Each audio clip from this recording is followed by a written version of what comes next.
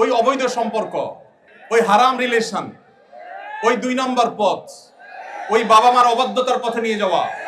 ওই ক্যারিয়ার ধ্বংস করে দেওয়া, পড়াশোনা ধ্বংস করে দেওয়া, ঈমান আমল শেষ করে দেওয়া, তারুণ্য শেষ করে দেওয়া,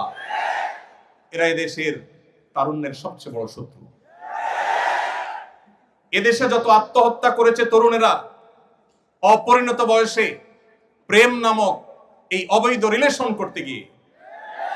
যত বাবা মায়ের বুক খালি হয়েছে, যত বাবা মায়ের সাথে সন্তানের সম্পর্ক নষ্ট হয়েছে,